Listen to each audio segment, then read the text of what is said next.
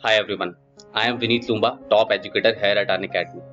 कल आप सबका जेईई एडवांस का एग्जाम है, तो सबसे पहले आप सबको बहुत बहुत शुभकामनाएं कि आपका एग्जाम बहुत बढ़िया जाए और बहुत अच्छा रैंक्स के साथ आप जेईई एडवांस को क्रैक करें।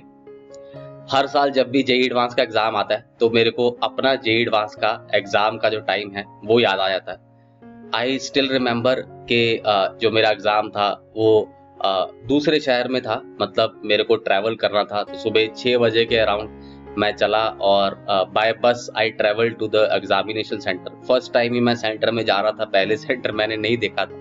हम जनरली बच्चों को बोल देते हैं कि एक दिन पहले सेंटर जरूर देख लो, बट हमने नहीं देखा था। है ना, प्रैक्टिकलिटी कई बार होती है कि आप नहीं देख पाते। तो 6 बजे I started my journey. Around 8 o'clock हम उस सिटी में पहुंचे।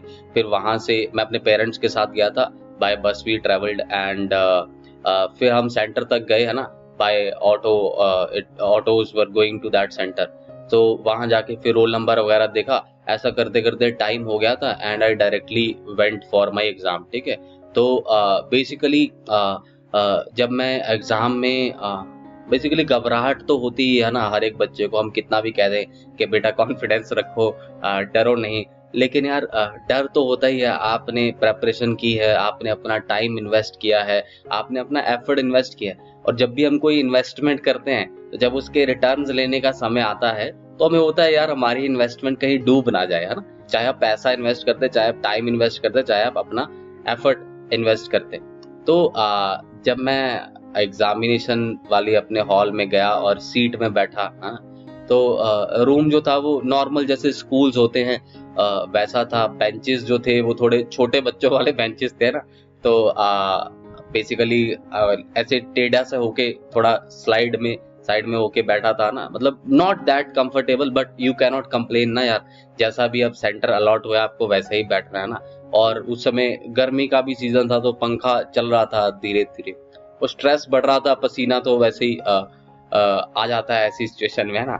तो पेपर सामने आया, उन्होंने बोला कि पेपर को आपको खोलना नहीं है और उसके बाद ही आपको मतलब स्टार्ट करना है पेपर को जब घंटी बजेगी, है ना। सो मैंने, सब बच्चे देख रहे थे, ऐसे सील लगी होती थी, है ना। अभी तो ऑनलाइन होता है, पहले ऑफलाइन में सील होती थी, थोड़ा उठा उठा के देख रहे थे। तो केमिस्ट्री का एक क्वेश्चन मैंने देख लिया और उसको मन में ऐसे कैलकुलेट कर रहा था कि अच्छा अच्छा इसका ये आंसर आ जाएगा। तो जैसे ही उन्होंने कहा कि सील ओपन कर दो, तो मैंने सील ओपन किया और फटाफट उसको मार्क कर दिया। और मेरे को लगा कि यार 0 सेकंड में अपन ने 4 नंबर ले लिए अभी पेपर स्टार्ट ही हुआ है and I have got 4 marks. वो बाद में घर पे आके पता चला कि वो गलत हो गया, थोड़ा माइंड में कैलकुलेशन की वजह से I chose the wrong option and basically I couldn't score in that particular question.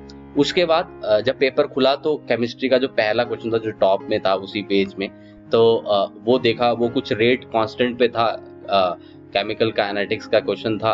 तो घबराहट में क्या होता है कि कई बार बहुत सिंपल चीजें आप भूल जाते हैं। तो भैया फॉर्मूला हम भूल गए, रेट कांस्टेंट वगैरह को कैसे सॉल्व करते हैं पूरा, मतलब ऐसा आप कह लीजिए। उस समय गजनी तो नहीं आया था, लेकिन हम गजनी बन गए एक तरह से ना, कि कुछ भी अब समझ में नहीं आ रहा है कि क्या है। दूसरा क्वेश्चन देखा नहीं पता चल रहा, तीसरा क्वेश्चन देखा नहीं पता चल रहा, और चौथा क्वेश्चन वो था जो अटेम्प्ट हम कर चुके थे। तो पहले 3 क्वेश्चन बेसिकली हुए ही नहीं।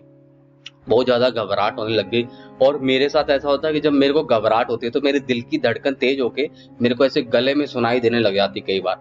तो वैसा ही था कि दिल की धड़कन गले में सुनाई देने लगी, but I was mentally prepared. मैं घर पे पहले से सोच के गया था कि अगर ऐसी कभी घबराहट होगी ना तो मैं पेपर बंद कर दूंगा और शांत हो जाऊंगा एक बार। तो मैंने पेपर बंद किया। मैंने जो वहां पे एग्जामिनर थे उनको बोला पानी पीना है, तो उन्होंने थोड़ा सा मजाक उड़ा लिया कि भैया अभी तो पेपर शुरू हुआ है अभी पानी मंगवा लिए तो 3 घंटे कैसे काटोगे। मैं कहा सर मंगवा दो क्यों मजाक उड़ाते हो बच्चे का, है, मंगवा दो। तो उन्होंने मंगवा दिया, अच्छे इंसान थे वो।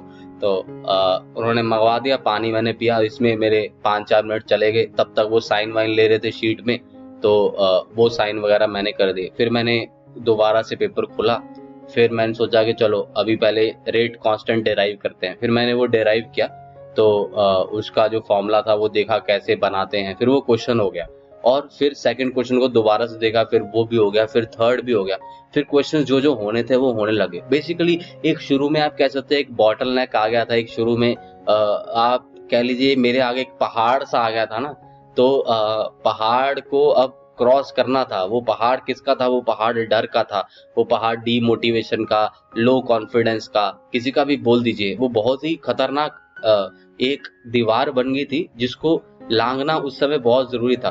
और I am thankful to I don't know whatever superpower that was there with me alongside in the paper, जिसने उस समय हेल्प की उस पहाड़ को, उस दीवार को क्रॉस करने में। क्योंकि अगर मैं वहां पे क्रॉस नहीं कर पाता तो I don't think I would have been able to crack JEE advance, है ना। सो कई बार होता है कि जब हम एग्जामिनेशन में जाएंगे तो थोड़ा हमें फील होगा कि पेपर टफ है, स्टार्ट कर रहे हैं, थोड़ी डीमोटिवेशन स्टार्टिंग में आ जाती है, तो उसको कवर अप करिएगा और कॉन्फिडेंटली पेपर को अटेम्प्ट करने की कोशिश करेगा। डर हमेशा रहेगा ही रहेगा, कितना भी हम कह लें, है ना।